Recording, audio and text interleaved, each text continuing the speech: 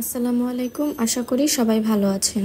এই ভিডিওটা অনেকদিন আগের, এডিট করার সময় পাচ্ছিলাম না। টানা 2 দিন বৃষ্টি হওয়ার কারণে রাস্তাঘাটে অনেক পানি জমে গিয়েছে, মানুষকে অনেক ভোগান্তি পোহাতে হয়েছে। এই পানি পার করেও আজকে সকাল সকাল আমার বাসায় ভাবিরা চলে এসেছে, তারা নাকি খিচুড়ি রান্না করে খাবে। এক ভাবি এখানে খিচুড়ি চাল ডাল ধুয়ে বসিয়ে দিয়েছে। খিচুড়ির মধ্যে পাতলা খিচুড়ি আমার বেশ পছন্দের, তবে সবার পছন্দ অনুযায়ী আজকে রান্না হবে ভুনা খিচুড়ি। একদম শুরু থেকে যদি ভিডিওটা করতে যাই তাহলে ভিডিওটা অনেক লং হয়ে যাবে, তাই আপনাদের জন্য কিছু কিছু শর্ট ক্লিপ নিয়েছি। আলু যেহেতু সবার পছন্দের, তাই ভুনা খিচুড়িতে একটু আলুও দিয়ে দিয়েছি। তার পাশাপাশি চলছে ভর্তার আয়োজন। নেওয়া হচ্ছে পেঁয়াজ, রসুন, শুটকিগুলোকেও বেছে বেছে ক্লিন করে নেওয়া হচ্ছে।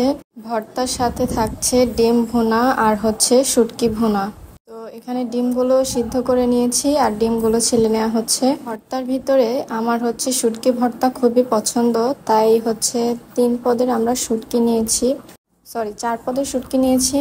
মলা আর হচ্ছে লইট্টা শুটকি, এই দুইটা হচ্ছে ভুনা করব, আর চিংড়ি শুটকি আর হচ্ছে ছোট 1 পদের শুটকি আছে, সেটাও ভর্তা করব। রসুন আর পেঁয়াজগুলোকে হালকা করে একটু ভেজে নিয়েছি। এখন হচ্ছে বাটাবাটির পালা। একে একে সব ভর্তাগুলো ভাবি এখানে বেটে নিচ্ছে। আসলে কাজ তো এখানে অনেক দেখা যাচ্ছে, সবাই মিলে ভাগাভাগি করে কাজ করলে কাজ খুব দ্রুত শেষ হয়ে যায়। আরেক ভাবি ডিমও ভুনা করে ফেলেছে, শুটকি ভুনাটা দেখাতে পারিনি।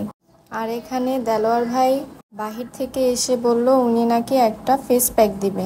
আমি বলেছি স্ক্রাবটা ইউজ করে তারপর ফেস প্যাকটা ইউজ করতে। উনি দোনোটা মিক্স করে তারপর ইউজ করেছে। দুইটা মিক্স করে ইউজ করলে নাকি খুব তাড়াতাড়ি ফর্সা হয়ে যাবে। পাটায় মাখা ভাত কিন্তু খেতে ভীষণ মজা। যাই হোক, আমাদের সবকিছু রেডি করা শেষ, এখন জাস্ট সার্ভ করার পালা। ভাবিদের সাথে ভাইয়ারাও আছে, তো তাদের জন্যই আমরা এখন সবকিছু সার্ভ করে দিচ্ছি। এখন হচ্ছে তাদের থেকে রিভিউ নিব, আসলে খিচুড়িটা কেমন হয়েছে। আমরা এখনো টেস্ট করিনি, তারাই প্রথম টেস্ট করবে। তাহলে তাদের বক্তব্যটা শুনুন।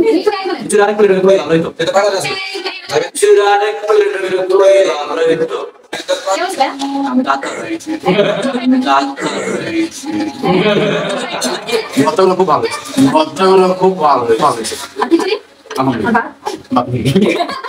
এখন হচ্ছে আমাদের খাবার পালা। আমরা হচ্ছে সবাই ফার্স্টে একটু স্ন্যাপ করে নিলাম, অবশ্যই স্টোরিতে তো দিবই।